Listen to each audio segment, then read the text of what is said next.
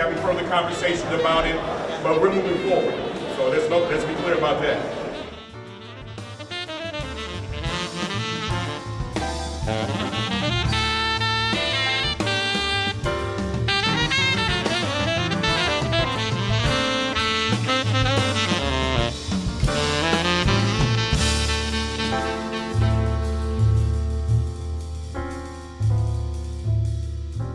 Thank you, Mr. Chairman. Next is the Committee on Health and Human Relations. Chairman Sawyer. Thank you, Madam President and members of the City Council. Reporting on the Committee on Health and Human Relations, which held meetings on June 4th and June 12th, 2020. The committee recommends passage of the following item. A substitute resolution calling on the creation of a public body on reparations, which is R2019-694. I move passage of this item by the first most favorable roll call vote on the Committee of Budget and Government Operations and the associated unsuccessful motion to reconsider, with the exception of Alderman Napolitano and Spazzato, which want to be recorded as voting no.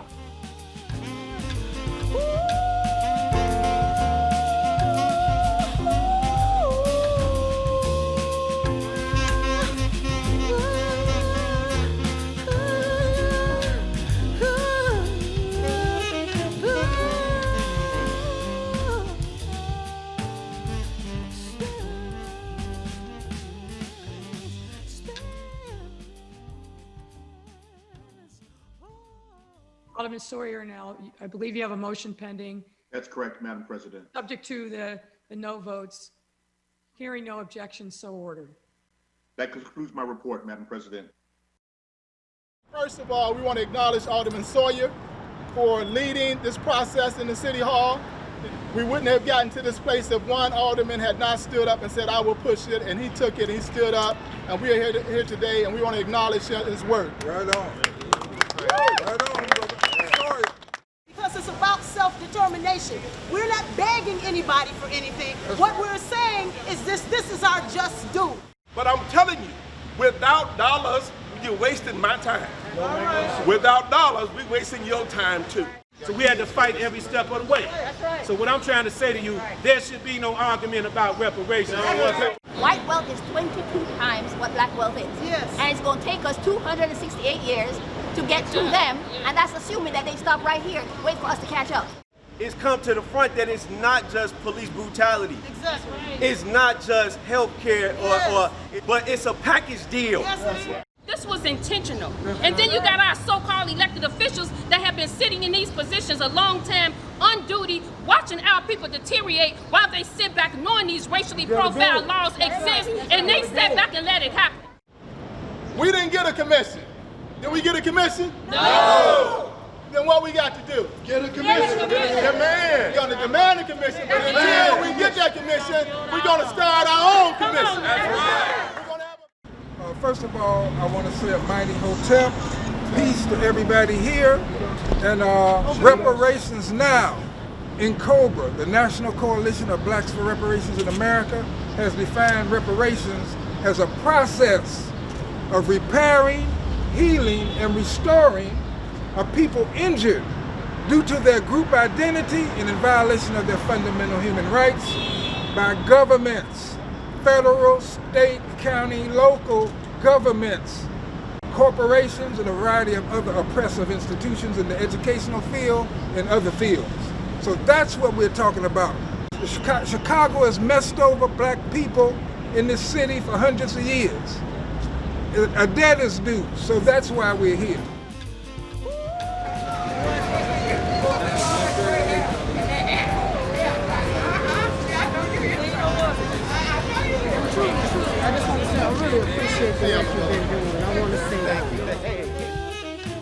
First, let me honor our fallen ancestor, Dr. Conrad Worrell. On June 30th last year, I got a call by Dr. Conrad Worrell, and he told me that Dr. Willie Wilson was having a press conference in a church on 77th and Cottage Grove, and he was going to be introducing a bill on reparations. And he told me I need to go over there and be there. I left and went and attended that press conference. Dr. Willie Wilson was there with Alderman Rod Sawyer, State Rep Will Davis, State Senator Matty Hunter, and a group of other elected officials, clergy, and community activists. At that press conference, Dr. Wilson announced that Alderman Rod Sawyer would be introducing a reparations legislation before the City Council, and Rep. Davis and Senator Matty Hunter will be introducing a reparations commission bill at the state legislature.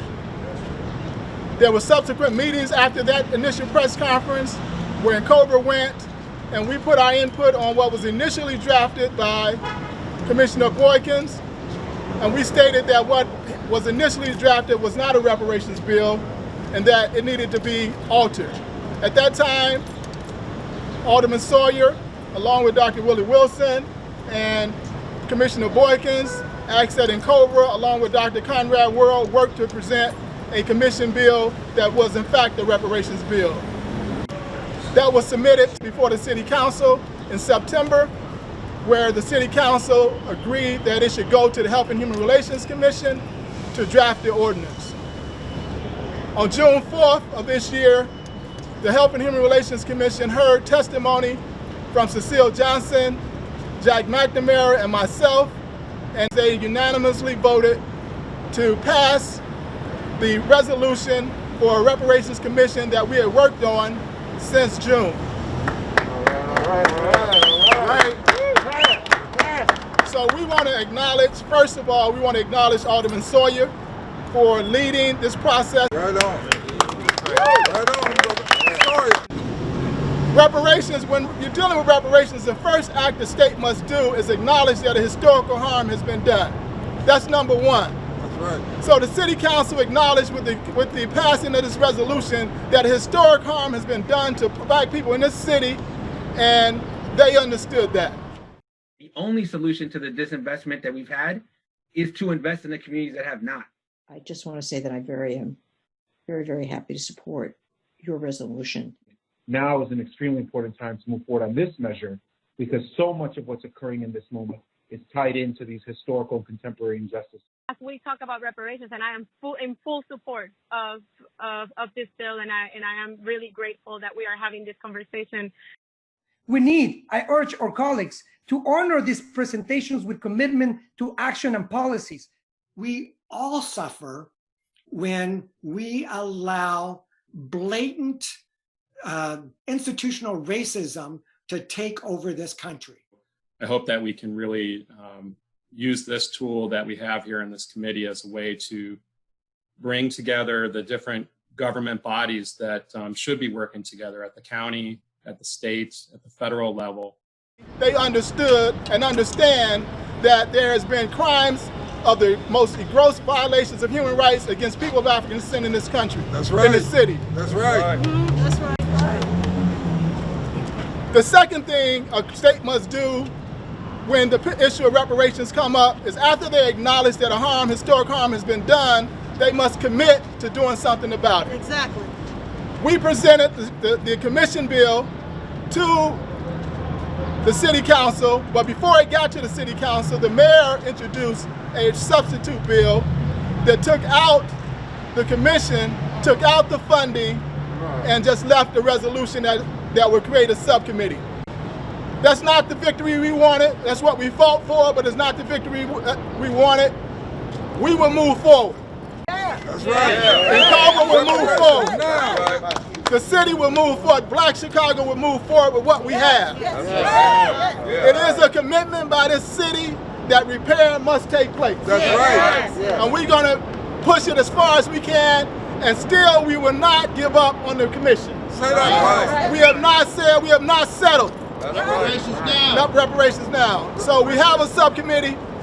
Number two, reason for us being here, we have 3 initiatives that we're going to push forward immediately. With Alderman Sawyer's agreement that we're going to push forward, NCOBRA is going to push forward at the reparations subcommittee that we can start on immediately. Number one, we understand that the COVID-19 has exposed the health disparities in the Black city, in the Black community, unlike any other instance.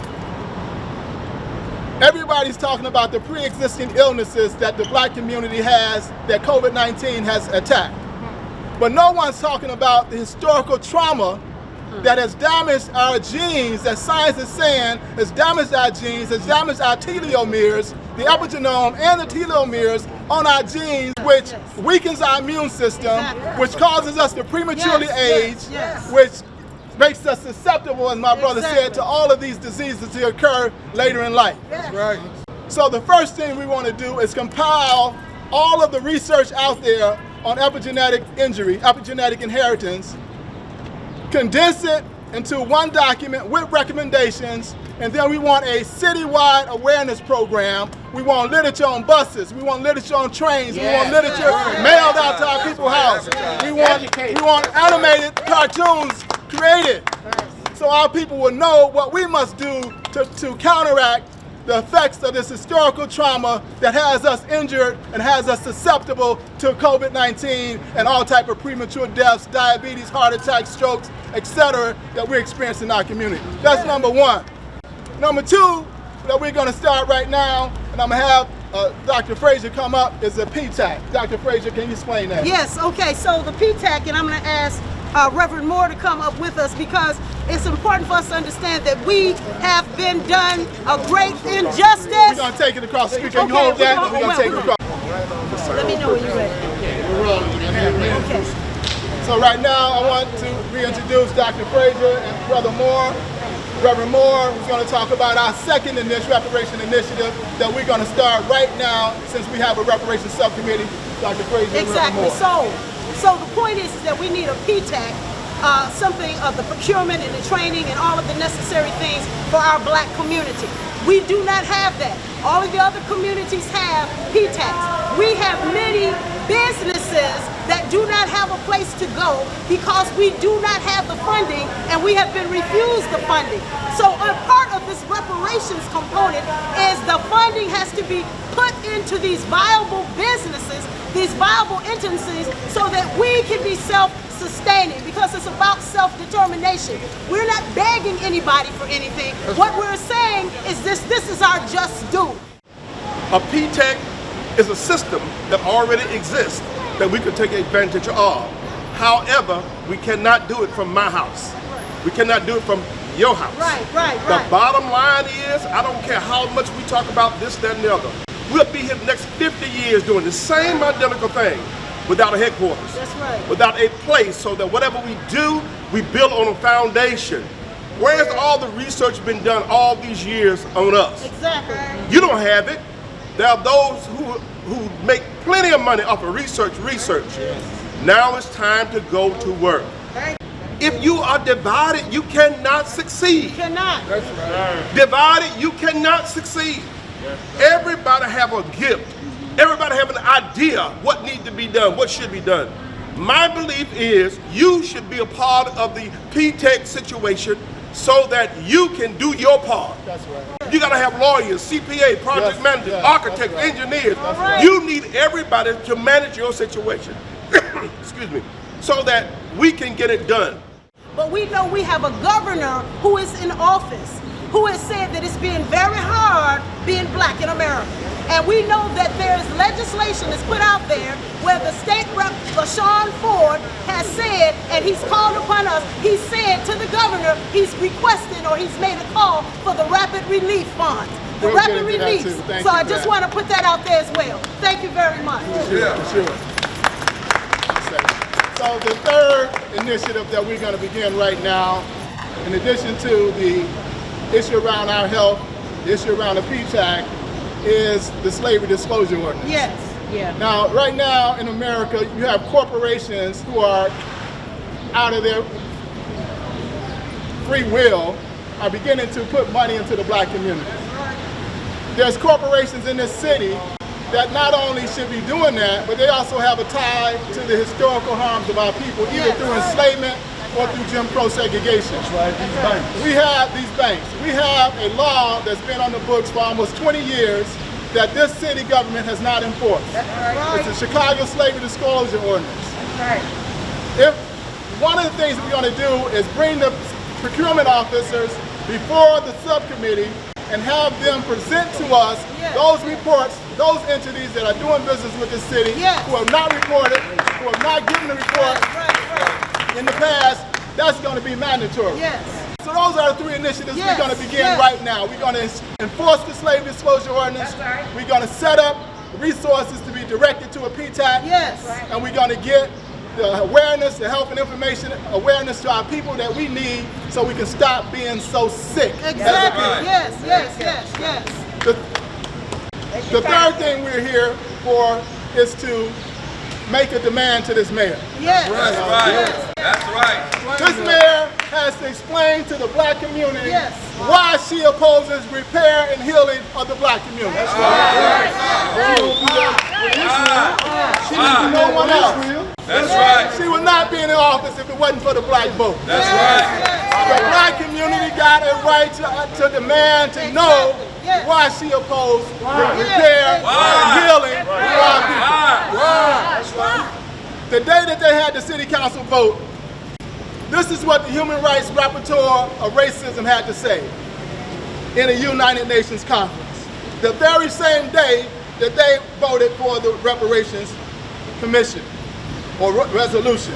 The world is witnessing the largest ever transnational mobilization against systemic racism in law enforcement. Yes. The situation in the United States has prompted us to sound the alarm in the face of grave human rights violations. Understanding the system has utterly failed people of African descent in the United States. Yes. The collective analysis by this body, the human rights body, is that the situation is not in the U.S. is not limited to individual officers. It extends to the laws and policies governing the entire law enforcement system, and we're calling on urgent action. Urgent action. Yes. We presented to the mayor, to the council, an urgent piece of legislation. That's all on the commission to deal with the genocide and the apartheid that's taking place. The mayor and all of the people in the administration says that there's grave disparities among black people and white people in Chicago. The simple fact is that this disease has spread more heavily to some communities. As I said before, the health disparities that resulted in high rates of diabetes, heart and respiratory disease, and other maladies are the very conditions that this virus ruthlessly attacks. The maps we saw revealed more than just cases of COVID-19. They illuminated the broken and, yes, racist system of inequality that has held these same communities in the grip of poverty for generations. That means that there's a separate reality for us, and there's a separate reality for them. A separate reality is the foundation criteria of apartheid. That's right. No compromise. So the fourth component, a thing that we wanted to announce here, and we're going to let everyone else come and have an opportunity to say some things, but the fourth thing NCOBRA wants to announce here was that we didn't get a commission. Did we get a commission? No!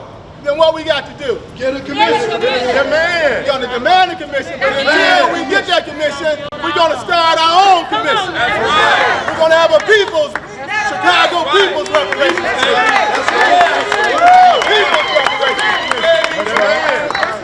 I'm going to conclude by going over one, we acknowledge what the council did in acknowledging the historical harms against our people and committing to this subcommittee. We acknowledge that. We're going to work with that, but we're not finished working. That's right. Two, we got three initiatives that we're going to begin working on right away. The healing information help our community heal, the PTAC, and the slavery disclosure ordinance. Three, we making a demand that the mayor tell us why she refuses to speak to us. And four, we're going to create our own People's Reparations, Chicago People's Reparations Commission. I bring Brother Tio. After the transatlantic slave trade, the voyage from West Africa to the shores of America, when you got here, you go through the whole slave process. So I want everybody to imagine this for a minute. Imagine being over with your back in the sun for 18 hours picking cotton. And if you don't pick enough cotton, you get whipped at night. And you get raped at night. So that's what I'm talking about, what our people had to endure. So why should there be a reparations argument? Why should there be a reparations argument? Look here. You see what's happening right now, the ghosts of the slave past is speaking through all of us right now. So that's my contribution to you. And the main thing is be educated about it, though. That's why Cam is here. He's been putting in work for a long time. Beatrice and everybody. That's all I have to say. I'm not going to overtalk it, but understand this. There should never, ever be no argument about reparations. All them little top flight people trying to talk about a handout, we don't want no handout. This is not about a handout, okay? This is what's owed to us. Yes, indeed. I'll talk to you. We have a 30-year gap between life expectancy between black and white, depending on the condition, depending on the community that you live in, right? Under any circumstances, somebody should be concerned, right? When you look at the education system here in Chicago, 17% of our children are on level. 17%, that means 83% are not on level, right? So we need a massive literacy campaign just to get these children up to par. And we need these children to also begin to have entrepreneurship training, right? And the trades from in school. Why? Because that's what our community needs. I don't know what your community needs, but that's what our community needs. And what we're saying is we want solutions that are based on us and our needs. When you look at youth unemployment, it's over 40% here. Everything as it relates to unemployment in the city, our black rate has always been twice that of whites, right? And this is history, right? This is historic. It's decades going on. And it's unconscionable for a mayor who's black, who claims that she understands that historic racism has created the conditions that have happened here, to now block a commission when the treasurer had her round table on Friday, and they formed a banking commission to deal with this issue. You see what I'm saying? So they clearly know that this problem is solved first by having a commission. We want to see a commission. My name is Emmanuel Basley. I own the Print Lounge. My storefront was featured last week for the Reparations Council. It's always the right time to do the right thing. You feel me? And the right thing is reparations for the reason that all of our not ancestors, but all of the elders have said so far. But it's also important that all of our movements come together, because I think it's come to the front that it's not just police brutality. Exactly. It's not just healthcare or it's not just, but it's a package deal. Yes, we want a package deal. It's all of these things together, you know what I mean, to make this repair. It's the shackles that's on our mind that's holding us from going after our reparations, you understand me? So it's about that unity that we unifying together to go on and get it. Let's go. And I am really upset right now. I'm angry. We literally have 4 children in the morgue. That's right. Right now, their bodies are in the morgue. A 3-year-old baby, 13 years old, 16 years old, 17 years old. I would never explain why I stand for reparations. I would never explain to anybody why I stand with NCOBRA or anybody else that's doing the right thing at the right time. We will not continue to bury our babies. I bet you if you go to the morgue right now, you will not see the body of other children riddled with bullets. Can you imagine? Can you imagine? Bullets do not belong inside of bodies, and they certainly do not belong inside the bodies of children. That's right. Come on, minister. At this time in our lives, with everything going on, we need to fight to repair ourselves. Yes, we do. We need to do the things that are important in our communities, taking our control of our communities, taking our rightful place back in our communities, as black men, as black families, as Moses told Egypt, and he told the Pharaoh, let my people go. And when the Pharaoh did not let his people go, God brought a pandemic. He brought plagues. He destroyed Egypt. What is happening to America? This government needs to free black people, and this time let us be. I leave you in peace. Let us be. Come on, y'all, let us be. I'm with the Uhuru movement. We stand for freedom and self-determination of the African community. I want to thank NCOBRA for pushing reparations. We support reparations, and also we have Africans charged genocide. We charge the United States government with genocide. Yes. And that genocide against African people continues to this day inside of the United States and in the city of Chicago. Sign the petition now at AfricansChargedGenocide.org. Thank you, NCOBRA, and thank you for this push for reparations.